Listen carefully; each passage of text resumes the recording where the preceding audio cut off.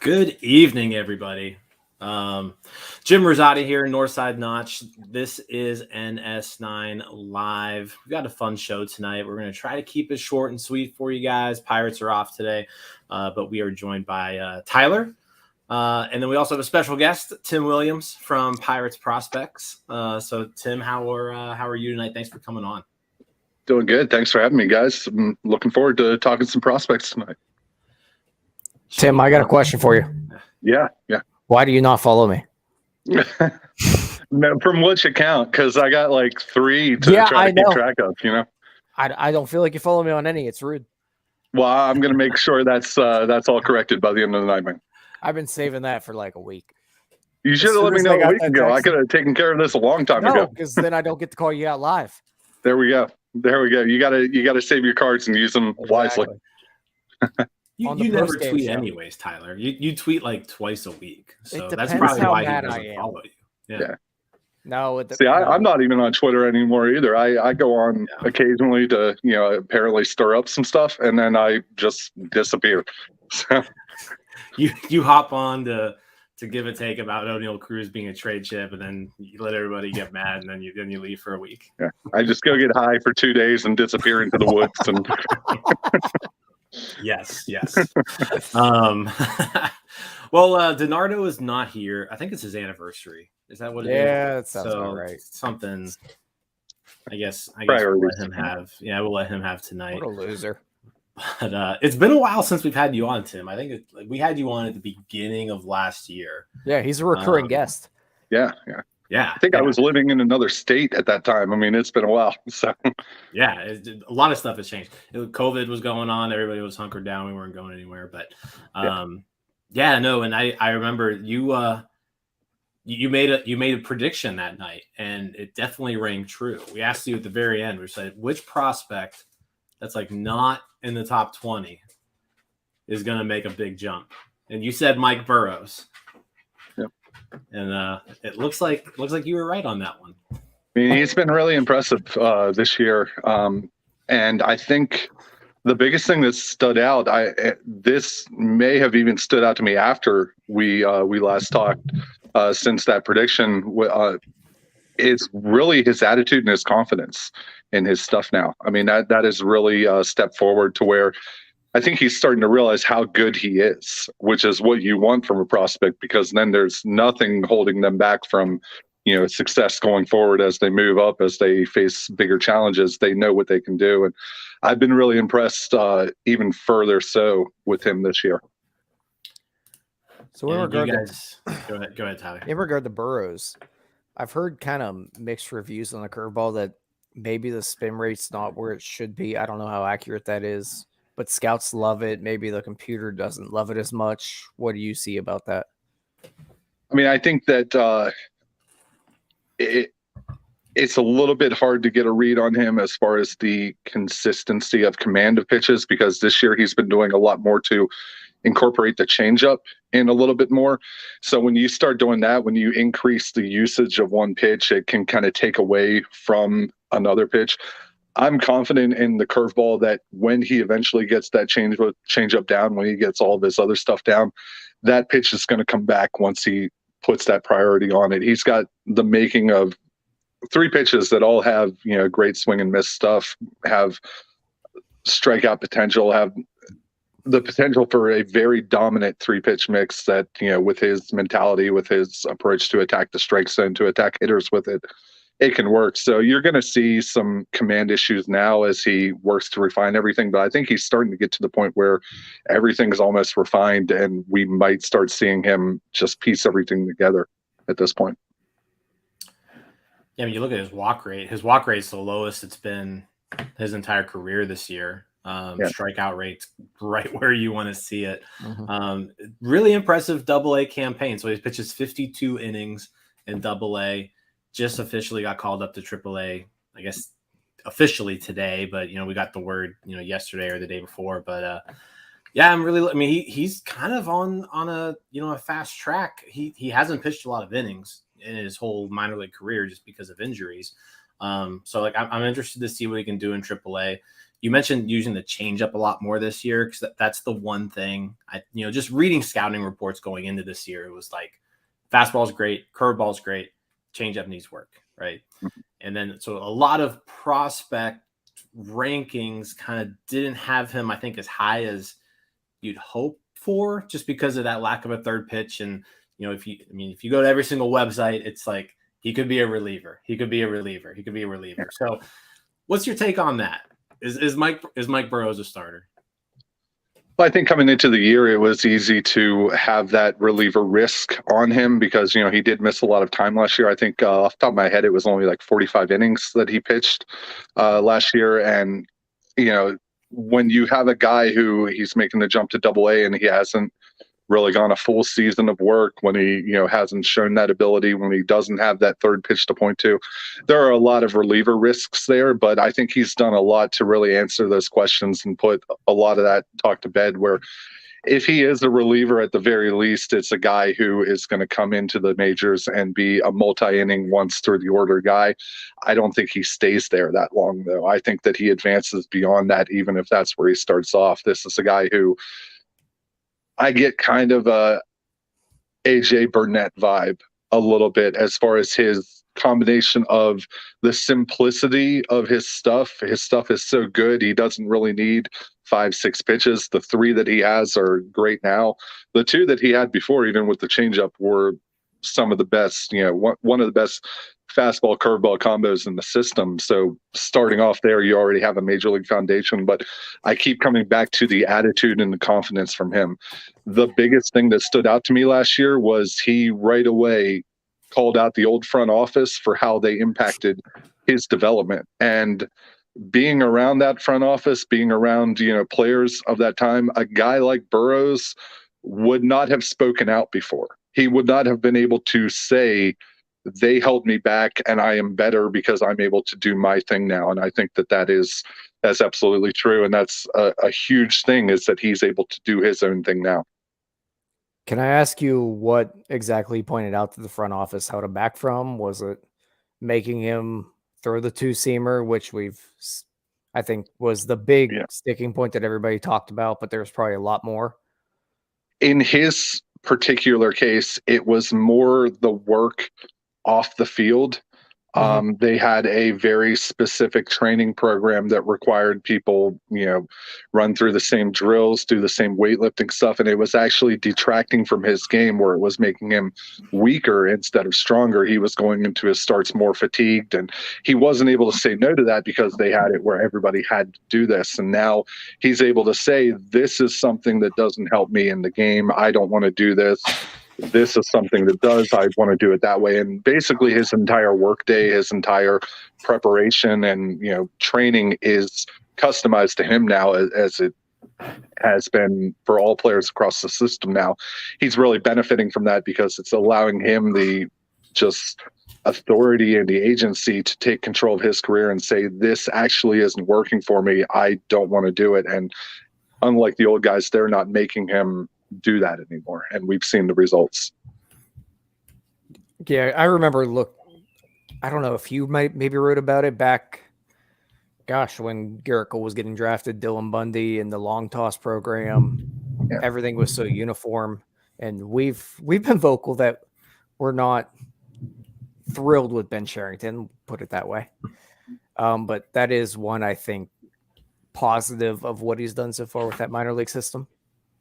I think, the addition of John Baker has really been a positive there, because, looking at the farm system, you mentioned the situation with Cole and Trevor Bauer and Dylan Bundy. And at that time, there was it was almost a disconnect between what the actual truth was and a a kind of extreme version. So the extreme version that was out there was that the Pirates don't allow anybody any kind of variance, and they did, but they only allowed guys to vary from their plan if the guys had shown a demonstrated ability to do that, which creates the kind of difficult situation. If they're not allowed to try it, how can they demonstrate an ability to do it?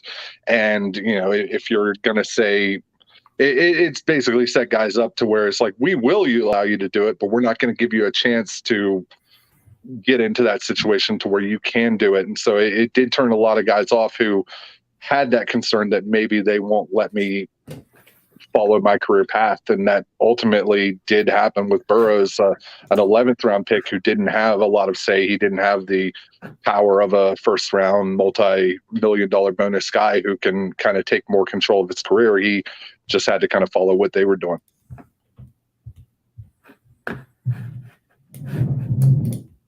Go ahead, Awesome. Jimbo. No, sorry about that. I had to deal with some stuff in the background there, but no, I said so. You guys have Burrows as the number 9 prospect in the system going into this year. You all haven't released like your mid-season rankings yet or anything. That's coming up in a couple weeks. Yeah, I'd expect him to move up quite a bit, just based off of everything that's been going on. But let's kind of stick with the pitchers. Let's go back to it. Let's go to a guy who, I mean, we not much to say really about Quinn Priester. He's pitched one rehab start essentially. So you basically had Burrows though right in line with Jared Jones. So another prep pitcher, great stuff. Jared Jones is in Greensboro. Strikeout numbers are insane right now, but the results really aren't where you would like to see them probably at this point in time. So.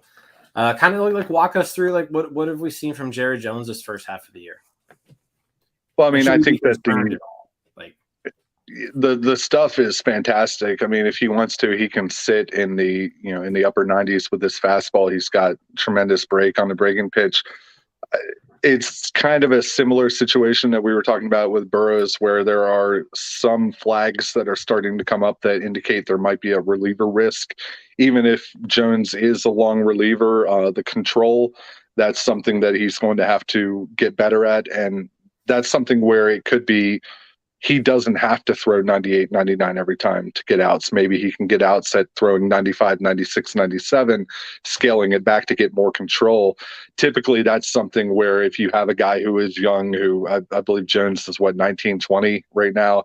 He's a very young guy, only a few years removed from high school. When you have a guy like that who can throw like he does, typically you have them attack, and they're afraid to scale it back because that's their power right there, the ability to blow it by guys. And you almost have to get them to trust that they can still do that. They can still be effective, even if it isn't a 98, 99 mile an hour fastball. So I think with Jones, it's incredible stuff from a young age. The fact that he's putting up the strikeout numbers he is in A-ball, you have to think back 10 years ago. I mean, at the same age, Jameson Taillon was at a lower level or the same comparative level, wasn't putting up the strikeout numbers, and we had similar concerns about him developing his stuff going up the levels. So with Jones, I like that he is dominant right now, but there still is a lot to work on, especially refining the command and improving that control going forward.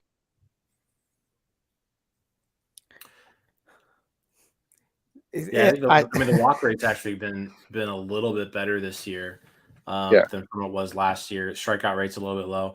I think it was John Drecker the other day pointed out his crazy splits this year, and something that I wasn't even really aware of. But like he's striking out like 20 batters per 9 innings on the road, but then at home it's like 9 per 9. Is there anything to take? I mean, I know Greensboro in general is like a hitter's park, but like the vast range in strikeout numbers is a little weird. Are we just chalking that up to small sample size at this point, or is there something there? Yeah, it could be small sample size, but it could also be just the way that park plays, kind of knowing that if you give up a hit there, there's a little bit less forgiveness that might change the way that people pitch. Where on the road, they have more forgiveness, so they're a little bit more, willing to attack people and willing to let the ball go and play, whereas that might not be a sound strategy in Greensboro. So I've noticed that with Jones. I've noticed that with a couple other guys, but it's really impossible to say unless you're getting inside the pitcher's head and getting him to give you an honest answer of, this is how I'm approaching things at home versus the road. I do think that the fact that there's a lot less forgiveness at Greensboro is probably changing people's approach there versus on the road. Yeah, I just pulled it up here. ERAs are almost identical in 6 starts each, home and away. But yeah, a lot more home runs at home, a lot more strikeouts on the road. So he gets to the results of the exact, just in very different ways. Yeah. All right, Tim, I'm going to take it back to let's make a hypothetical here. All right. Let's pretend it's 2014. Mark Madden's on Twitter. He's calling you Tim Shilliams. What is Tim Shilliams going to say to defend the Pirates for keeping O'Neal Cruz down? Now, this is when in 2014. We'll just say then. Let's just say back then, whenever you were quote unquote Mark Madden's Tim Shilliams. I mean, am I still not that? Like, I don't know if I've changed. I don't really follow Mark Madden or know, Let's just hypothetically say that you are Tim Shilliams and you're trying to come so up if I'm trying to say the argument, I'm trying to grasp the question. So today, if I have 2014 mode, what am I arguing today to keep O'Neal Cruz down? It's more of a, let's just say that it's back in the day where everybody's calling you. Okay. So I think that in order to get that result, I would probably have to go really hardcore into arguing for the team and their benefits in this situation, which I think I used to do a lot of in the past. I used to more explain things from the team side, because there was a period where a lot of people didn't understand the nuances of the rule books and how small market teams manipulate things. I always felt that I don't care if you call me a shill, if I can explain what the team is doing, and if I can do that so well that you think that I'm making a case for it, well, that's great. Then you understand what they're doing, and it doesn't matter what I say because they're going to do it anyway. But I think that what I've been trying to do lately is give more a perspective from Cruz, especially in the last couple of articles, because I can explain to you how everything the Pirates are doing right now is within the rule books. I can talk about how the rule sucks. I can say, this is probably what will happen regardless of what they're telling you. And what I didn't do in the past as much, what I'm doing a lot more of now, is really explaining this is why it sucks for Cruz. And this is why you can make an argument against the Pirates if you want, that what they're saying is not consistent and it's largely disingenuous to the player. I think that's a great answer, mainly because I think back then we were all kind of not brainwashed so much, but we all bought into the fact that, or not the fact, but the thought that this was the correct way to run a baseball team, because we saw so many other teams do it and the Pirates were so bad for so long. I mean, what would the Rays do? That's what we wanted. Right. Yeah. And now I think people are maybe not smarter. They're definitely not smarter.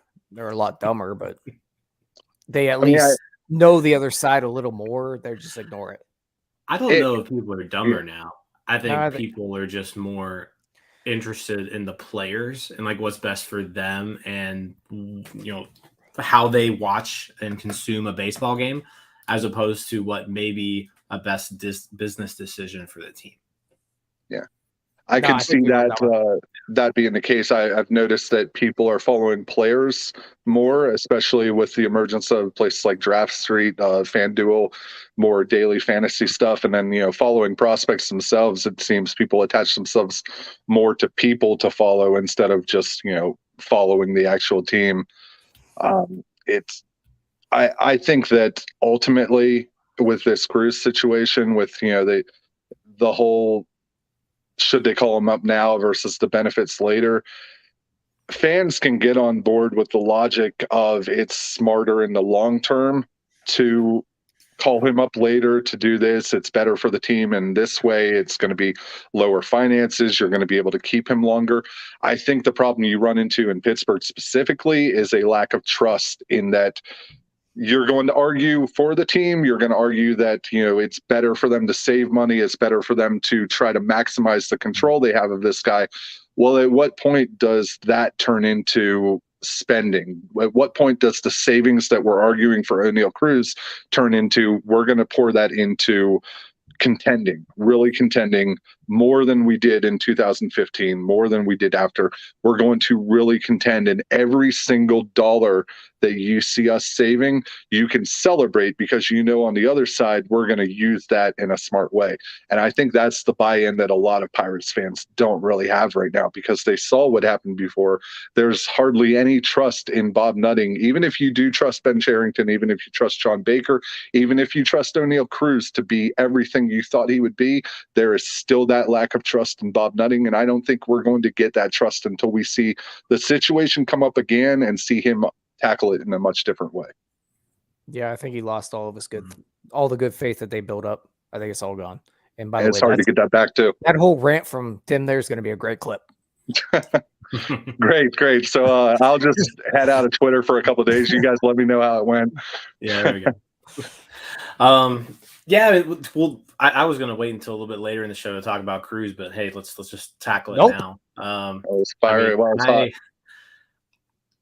I think everybody knows my thoughts on O'Neal Cruz. He should have never gone to AAA in the first place this year, in my opinion. He should have been the opening day starting shortstop for the Pirates. He wasn't, so here we are now. It's June 16th. We are past the day. I mean, if we're looking at service time and things like that, yesterday was pretty much like the most you could have even reasonably thought that there would be a Super 2 deadline. Would have been yesterday. Would have been 1 year and I think 12 days if you call it up yesterday. 1 year and 13 days, something like that.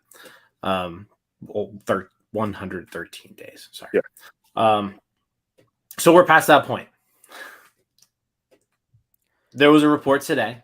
Not really a report today, but Cody Duncan did say he has sources that he's going to be up at some point this homestand. I mean, I'm going to put that out there. I still need something a little bit more concrete than that to celebrate it. He's in Indianapolis's lineup tonight. My guess is since he's in Indianapolis's lineup tonight, he's probably not getting called up tomorrow. I mean, there's a chance. I just think if you were going to call him up tomorrow, you wouldn't risk him another day in AAA just because you'd get him to Pittsburgh. Yeah. What are they waiting for? I guess that's my question. Like, what are we like? This team, the shortstop position on this team is a complete just cluster.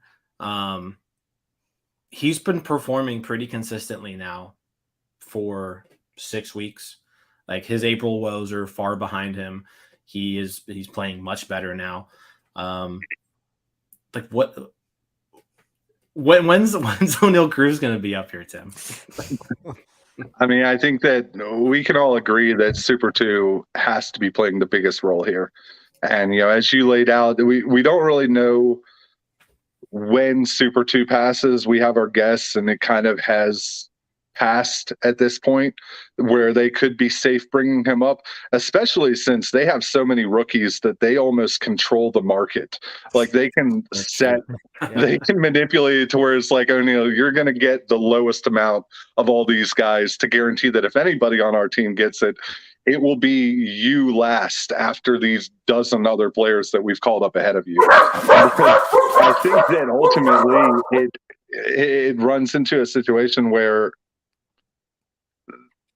there's no justifiable reason to keep him down otherwise. And everything that they've said, you can look and say, well, that didn't apply to this person. That didn't apply to that person. That didn't apply to that person. You can talk about how poor his defense is, but we saw Rodolfo Castro get time at shortstop. And nobody has ever said that Rodolfo Castro is going to stick at shortstop with no questions asked. There have always been doubts about his ability to stick there, and the appeal has always been the bat. O'Neal Cruz is nothing but a more extreme version of that. And if you're going to give Castro a chance, you've got to give Cruz a chance. If you're going to give Jack Sawinski a chance to move up to the majors from Double-A and develop his game in the majors, you can't talk about how Cruz needs to show a larger sample size because of his slow start in April.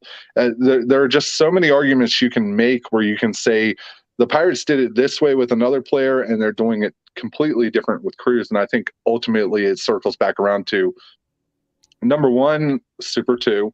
There's a financial reason he is considered by everybody, including I think the Pirates, to be the best. But number two, I mean, they can't exactly just say all of this stuff and then bring him up the day Super 2 comes. So I wouldn't be surprised if they wait a little bit beyond that window to finally bring him up. Yeah, and I'll defend our other co-host, Donardo, here. Something he's said for a long time is that this front office has been hell-bent on this organization being player-based and rewarding players. And we did see it last year where they called up Cruz, they called up Contreras after great years, jumped from Double-A. Yeah. You're going back on that right now. That this whole situation is not helping anything. I think that's ultimately the challenge they're going to run into with this is you're developing guys from the time they get into the system with, we are going to put your best interests forefront. And you get to the majors and all of a sudden it's at this point, it's our interests first. And you're going to have to make sacrifices for your team, even if it's not the best interest in your career, even if it goes against what we've told you every step of the way coming up. At this point, we need you to make that sacrifice. And going back to Bob Nutting again, I think that creates a lack of trust. And it seems to me that's a situation where he could spend easily more than other people and it wouldn't break the bank at all. And the amount of trust and goodwill that it would generate in the homegrown players would be exponentially better than any savings that they can get by nickel and diming people, maximizing the rules of the rule book.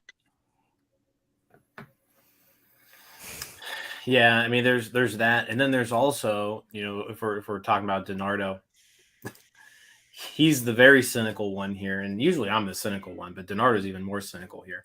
And that, I'm sorry, am I still here? Yeah, that's true. You too. I guess you're the worst out of all of us. I'm the most negative one of all of you. But then there's also the whole, if O'Neal Cruz comes up here and he finishes in the top 2 of Rookie of the Year voting, he gets a year of service time, like as a reward. Yeah. Right.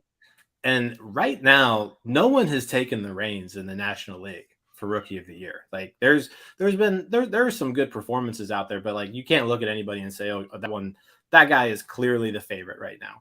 Like if you go to any sports book right now, O'Neal Cruz is still has the 5th best odds of anyone in the National League for Rookie of the Year. Dude hasn't even swung the bat yet.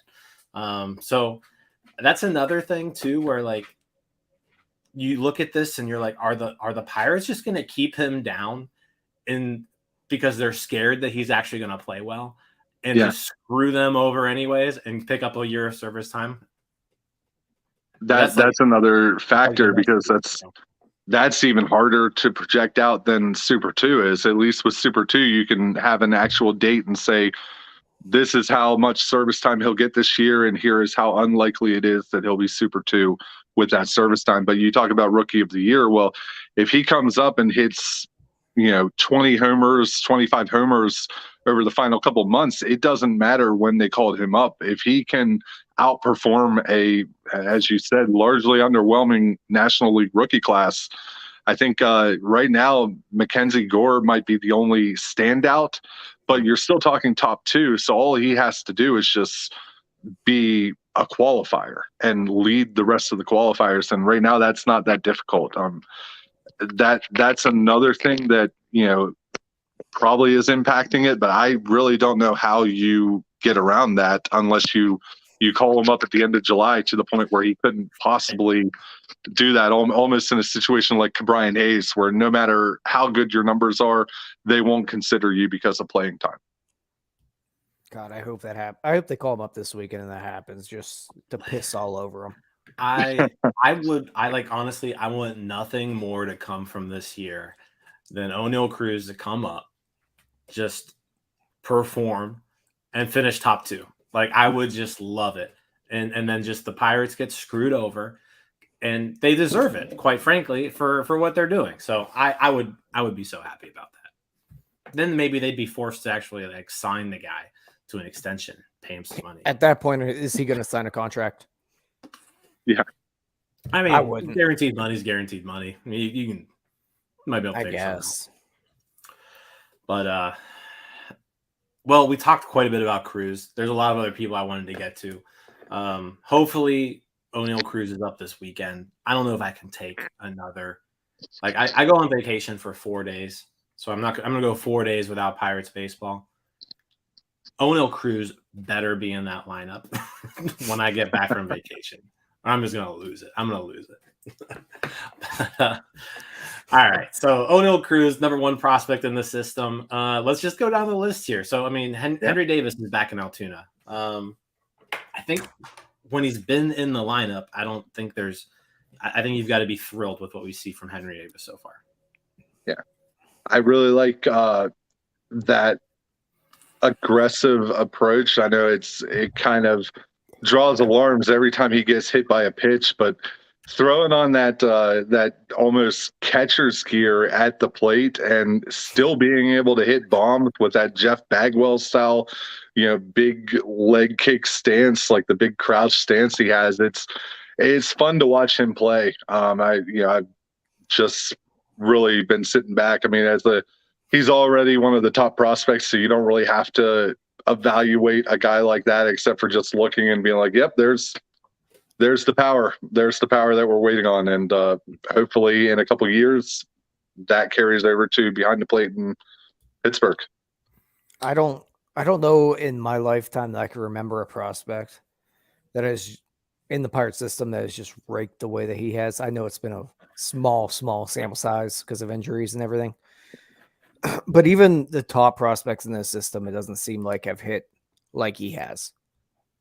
That's a really good point, because I think that we've seen a lot of guys come through who have been promised to have power like he has, but we haven't seen it right away. I mean, Pedro Alvarez is a great example. He didn't come in and set the world on fire with power like he was expected to do. It took a while for him to start to develop that.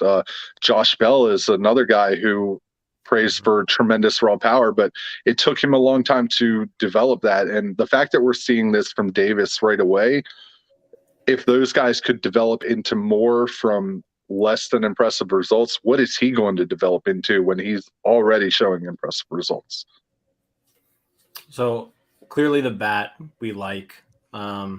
If there was one concern about Davis coming out of the draft, it was how's the defense going to play, right? So what kind of updates we have there from behind the plate? He did catch a no-hitter in Bradenton during one of his rehab starts, so I thought that was kind of cool. But yeah, like what kind of defensive updates we have on Davis? He still needs some work. We haven't gotten the best reports. It's about what you would expect from a guy who doesn't have a lot of experience calling games, who has a clear disconnect between, the value of his hitting, which is way up there, and the value of his defense, which needs a lot of work. So I think that it's good that he's in Altoona now. That is a really good rotation for him to work with, to learn a lot of guys that he'll probably be playing with in Pittsburgh soon in, the next couple of years, but also to take on that staff and to use that as an opportunity to learn tendencies, to adjust with pitchers, to pick up things over multiple starts. I would really like to see where he's at the end of the year with his game calling, with his progression, with his receiving skills after working with a staff like this for a full season. Yeah. The positive of this whole thing is that worst case scenario, the guy can hit. Yeah. We're not talking about a Reese McGuire or a Tony Sanchez.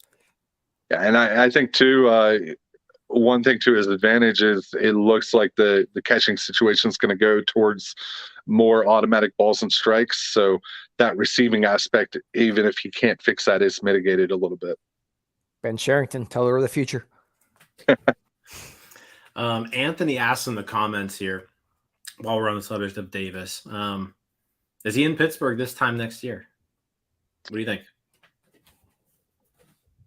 I could see us having a similar conversation to O'Neal Cruz, where we're talking about his receiving skills as the reason that they're holding him down for that, and definitely not Super 2.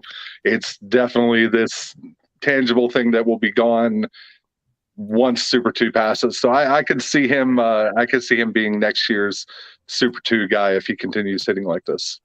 I can't wait until the arguments about how this team employed Michael Perez for as long as they have, and they won't call Henry Davis up because Michael Perez sucks at everything.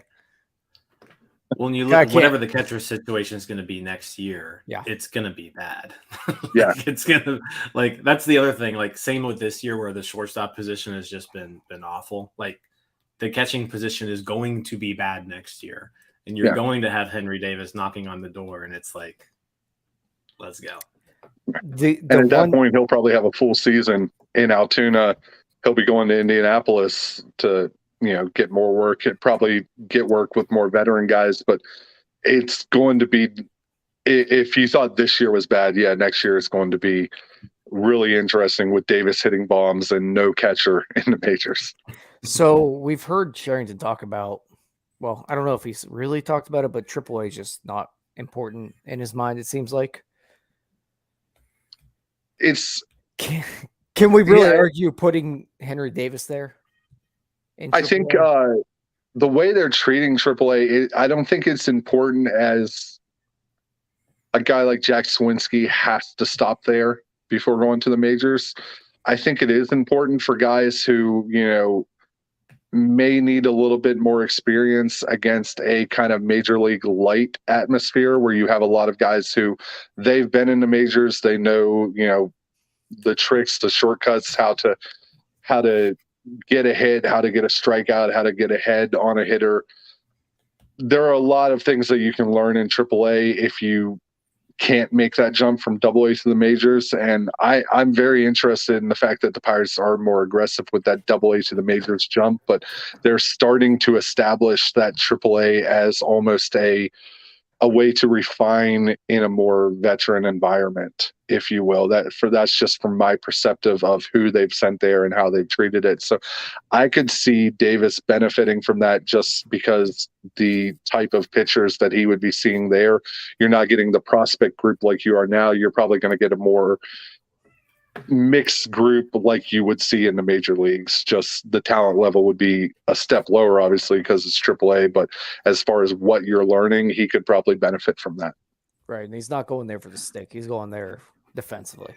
Yeah. He'll absolutely still crush. If by the end of this year he is crushing the ball in Altoona, he's probably going to go to Indianapolis and do the same thing start of next year. And that's where I think the bridge between AA, AAA, and the majors, if he was DH only, AA to the majors. Don't need to mess with AAA. But the fact that he has so much defensive work, that's where something like AAA could probably come into play and be a benefit for him, especially with all the veterans there.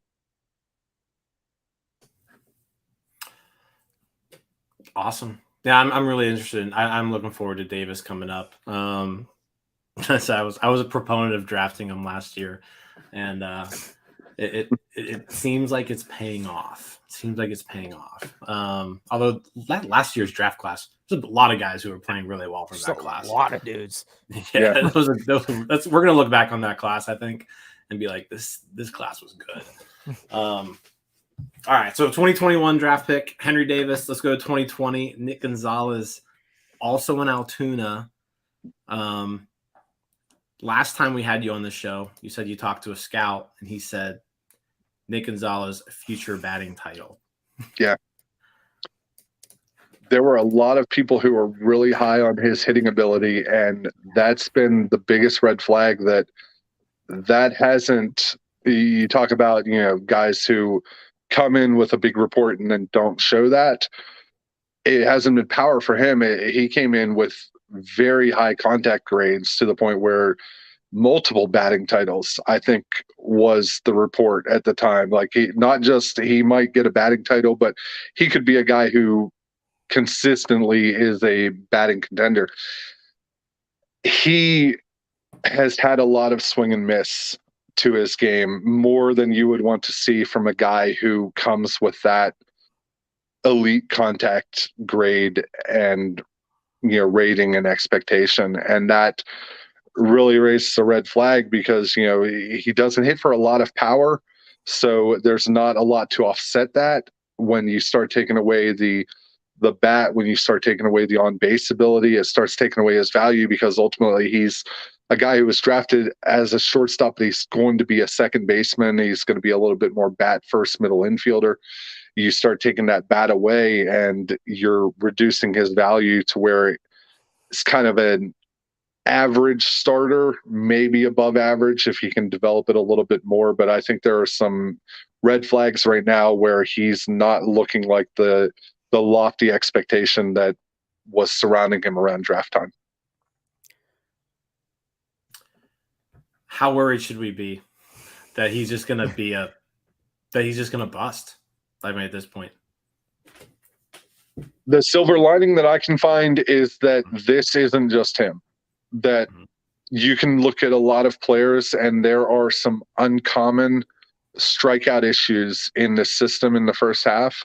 The Pirates have been doing a lot of stuff with their hitters in terms of visual perception, in terms of changing up how they trust their body and their instincts more than just trusting their eyes at the plate. I don't know if you guys have read, there's been a lot of great work written about the occlusion goggles that basically block out a hitter's Oculus. That's it. Yeah. And it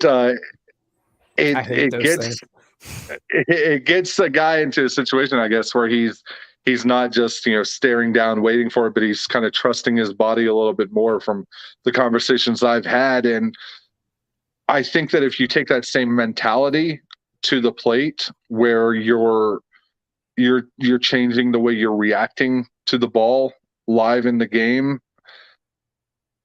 I could see a situation where in the second half we start seeing guys like Gonzalez, we start seeing guys who have had these unprecedented swing and miss issues come up this year. I could see it where those guys were trying something different. We're trying a kind of new approach at the plate, and then suddenly it all clicks for them.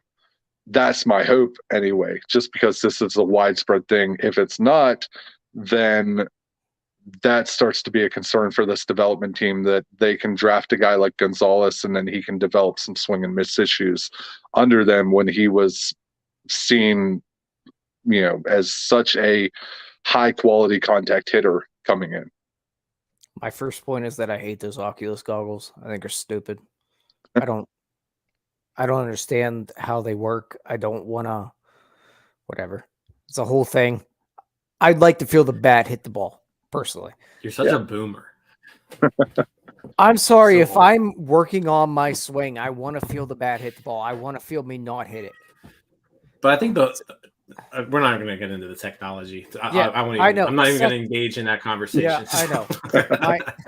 We'd be here all night. My second point, we are at a point, though, where that swing and miss has been there for more than this year. It was pretty bad last year, and it's way worse this year. Yeah. So the panic button's hands on it. Yeah. For Nick Gonzalez. Yeah, and I think too, not just the swing and miss, but the big alarming thing last year was the home road splits in Greensboro. The fact that his numbers were largely a product of the home park. That's an argument you can make just looking at those splits. And he hasn't done much to dispel that this year, to show that it was just a fluke, that he was only good at the hitter-friendly Greensboro environment and struggle on the road.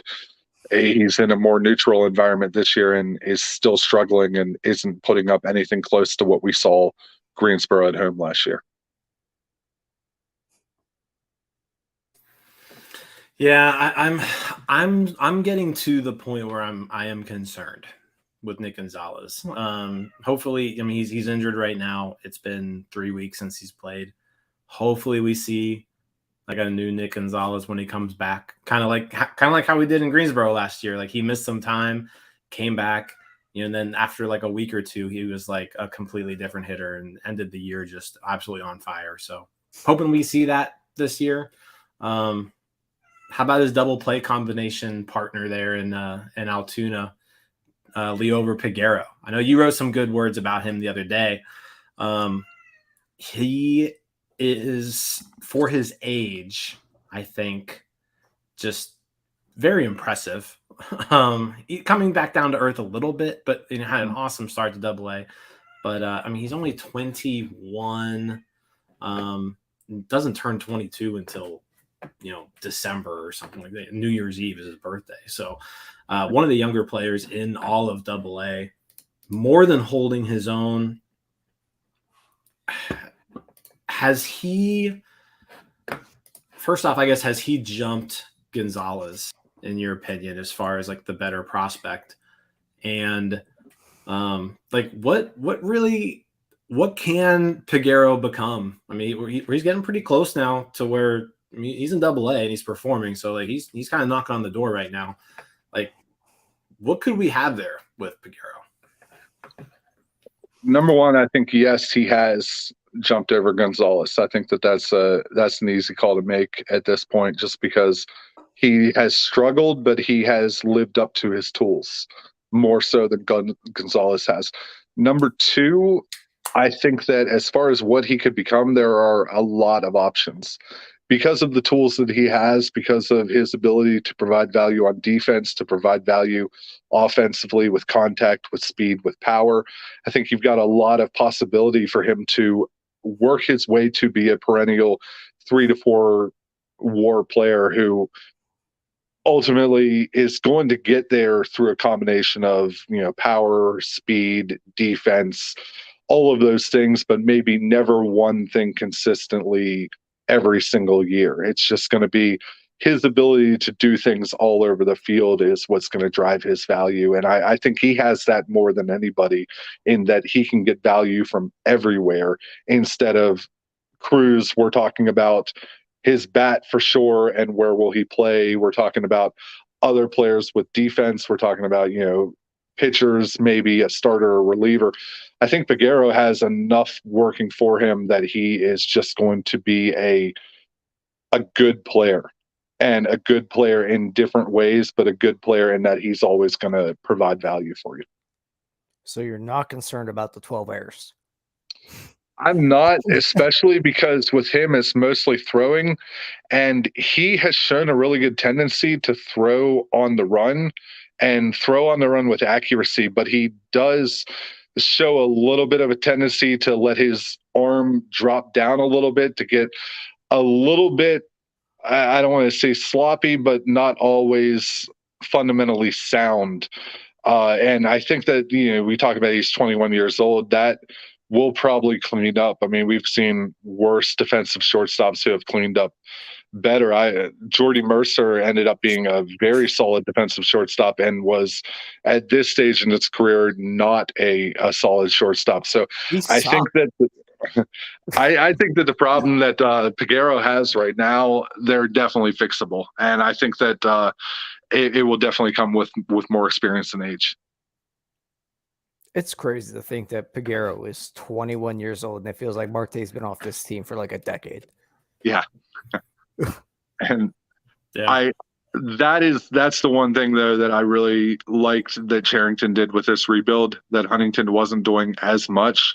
Now Huntington did go down to the lower levels of the system and get O'Neal Cruz, but a lot of the trades that he made were guys who were in AA, AAA, or higher.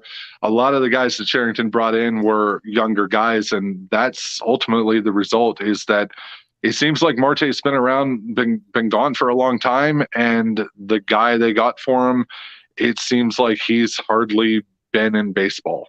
And that's what you want. That's why you target the guys who are so young, who have that massive upside breakout potential, because it might work like this. It might work like Andy Rodriguez. It might work like even a David Bednar in the upper levels. But I like that for the most part they've been targeting lower level upside guys and getting those guys in bulk. And Peguero is obviously the best case of that. It's a conversation for another day, I think. Yeah. All right, let's move away from Altoona and Indy. You mentioned Andy Rodriguez's name. I think he's doing fine in Greensboro. I think he started off just amazing. He's kind of cooled down a little bit, really ever since Henry Davis got promoted, and it was like, hey, Andy, you're the catcher now. But he is playing around the field a lot. I think that's going to ultimately be like his most valuable tool, is that he can like play all these positions. And if the bat can play, he's going to have a roster spot. He's going to get playing time on a major league team. So I guess with Andy Rodriguez, what are we seeing there? Is defensively, what are we seeing there? Offensively, let's say slow down a little bit, but still respectable numbers for high A ball. Yeah. And I think the fact that you pointed out his numbers started to drop offensively when he started getting behind the plate a little bit more. He can move around. He's a very athletic player. He's played left field. He's played second base this year, but now he's behind the plate, and that is a very taxing position to learn. It can detract from the other side, and that's something that is probably going to happen to him, because he also has a lot of work there. I think as far as his overall value in the future, what you're seeing now is the type of contact skills and the results that you really wanted to see from a guy like Gonzalez, because, Andy Rodriguez is another guy who is, his prospect status is driven by his ability to make solid contact and his ability to work the strike zone, but also his ability to play a premium position and maybe move around the field. I think the presence of Davis in this system creates a very unique type of value for Rodriguez, in that if he can play catcher, then you've got a guy in the majors who could move left field, second base, and back up Henry Davis at catcher in all the span of a week. That's a very valuable player to have. I can't think of any major league team that has that. So I always kind of compared. I was like Dalton Varsho. Like that's like the one other guy where it's like, if Andy can become like Dalton Varsho, then like that's huge. Like you said, catch like 1 or 2 games a week as a backup catcher, but then also play outfield the other 4 games a week in that week. Yeah. And it's interesting too. Abraham Gutierrez is the other catcher there. Not as high profile as the other two, but I really like his frame and his power potential and his ability behind the plate. Now, it would be very, very coincidental if the Pirates eventually had those 3 as catcher after having them in A ball, but that type of situation is really what you would want, where you have a true backup catcher who might be able to provide some hitting off the bench. And the fact that you would have a third catcher there means you don't have to have just this dead spot of a backup catcher. You can use that bat off the bench. You can use the backup catcher, and you still have the emergency catcher from a guy who can actually play catcher. Not to mention, we're in the DH era where Henry Davis might see a good bit of time there. And even if Andy's bat ends up playing, he's the guy that could be there as well. And what we've seen from the Pirates this year is not a backup catcher that can either play catcher or hit a baseball. So I'd be thrilled that if Gutierrez, if he can just work out as a Chris Stewart, like just catcher only, can't hit a baseball, I would take that at this point, because they don't have a guy that can do that. I agree. Sorry, I had to turn the mic off and cough a couple times there. I think that they're starting to cycle through some of the guys in the upper levels who might be that. I really like that Jason DeLay got an opportunity. I don't see much with the bat from him, but defensively, I think that he could do a good job, especially in a year like this. But I really do like Gutierrez for that reason that, like you said, they don't have a lot of guys who can do that. He looks like a guy who might be able to develop into that role.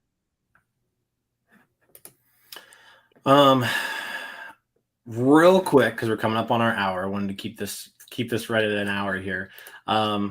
Let's touch on last year's draft class. So we're just now seeing a lot of those guys make their debuts for 2022. Solometo in Bradenton, Bubba Chandler in the Complex League.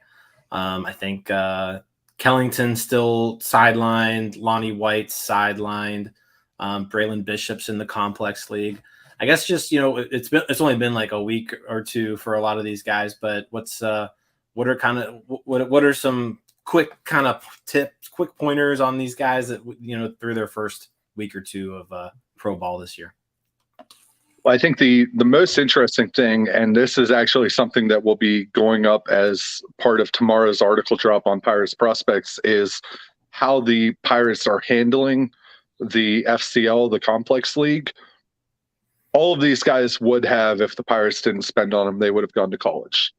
And right now they'd be in a college environment learning at Clemson, at Texas, at wherever they were slated to go. They would be learning from a college program. And what the Pirates are basically setting up right now is something to mimic a college program, to where they have a certain amount of things that players need to learn at that level before they go to Bradenton.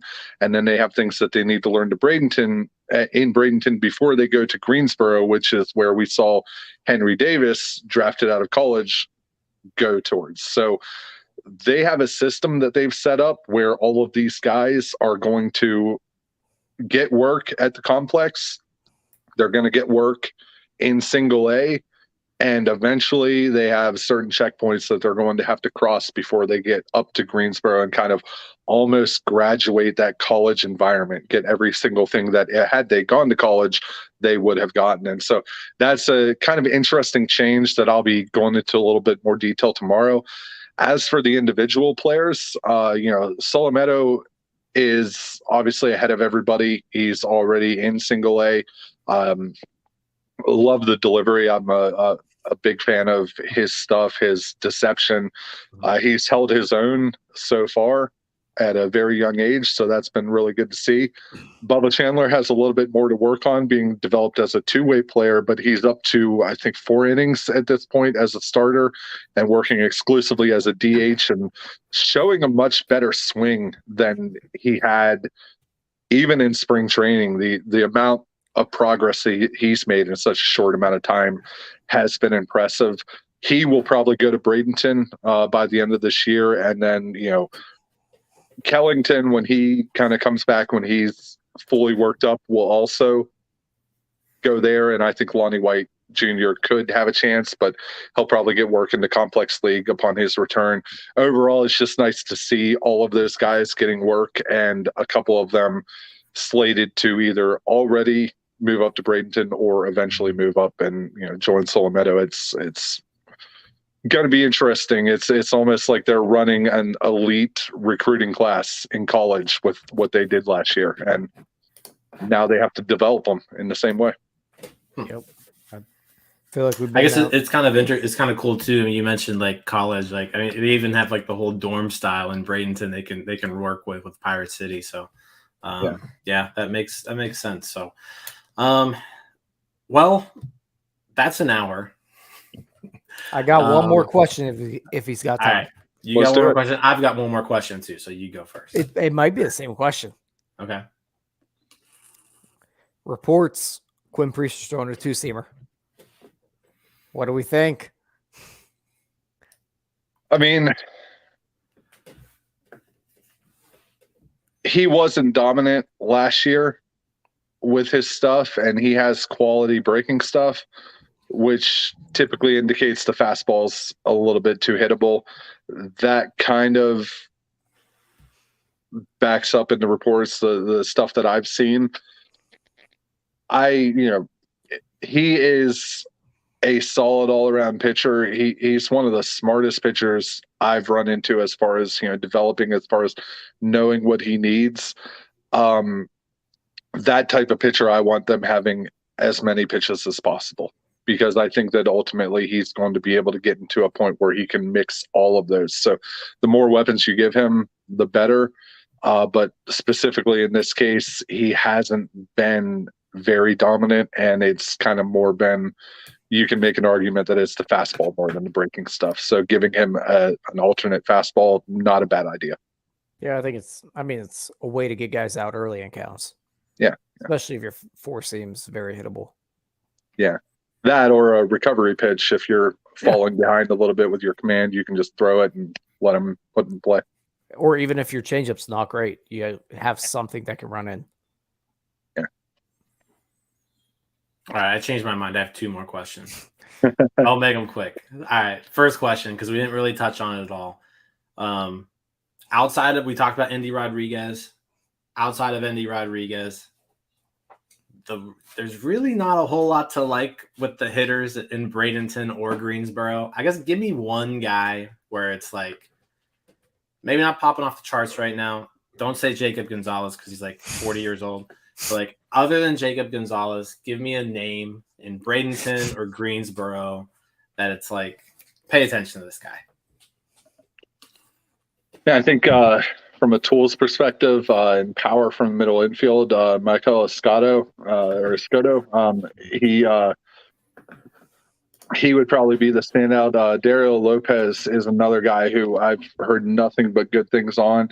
He's very young for his level, so is Escoto. So the fact that those guys are struggling a little bit, not really showing the numbers, but showing kind of indications of why they are prospects, that's kind of what I'm looking for more. And I would look to those two if you're looking for guys who, those A-ball guys at both levels. You've got a lot of guys who aren't performing but are also very young for the level. So you want to see progression, and you want to see them performing in the second half and making positive steps from those early season struggles. They would be the two that I would watch to pick as guys who might have better second halves than we've seen. And that's it. Escoto hitting like 160.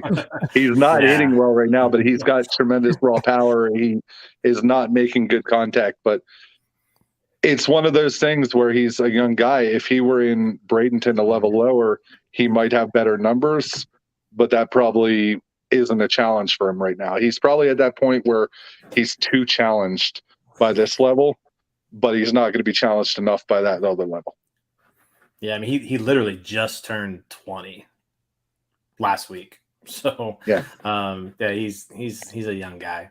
Okay, that was my first question. Second question, I'm gonna ask the same question we did last time. Somebody who's not in the top 20 right now, who you could see making a big jump the second half of the year, and maybe even reaching like a top 12 or so in next year's rankings. That's tough because I have some guys who may have already made that jump, and so they're already there for me.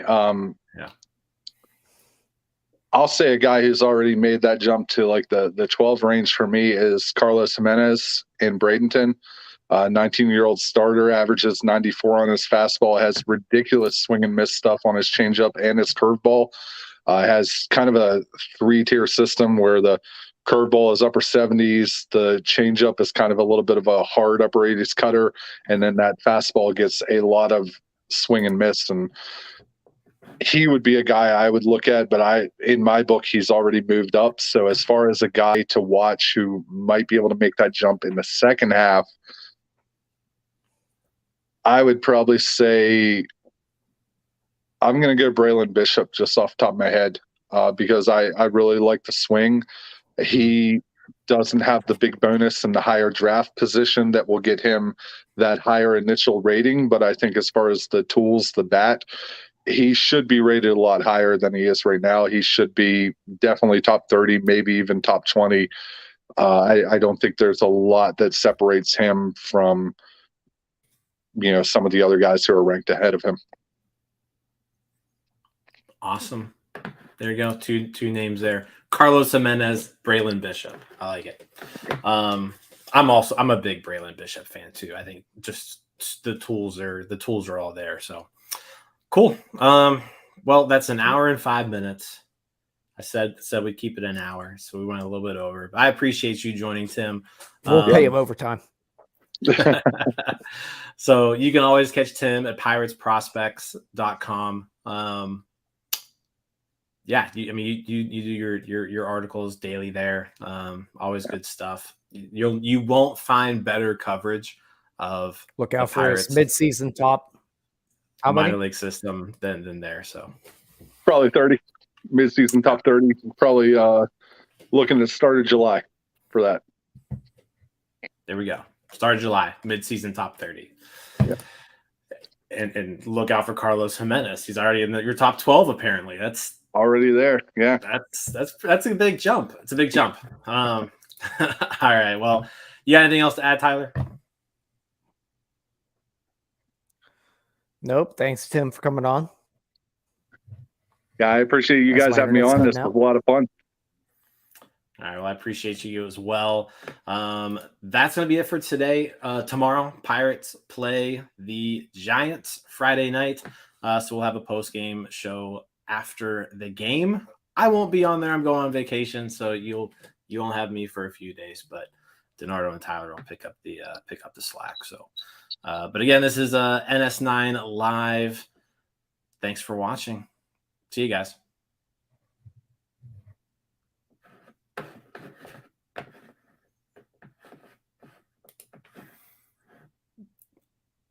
I don't know where Tyler went.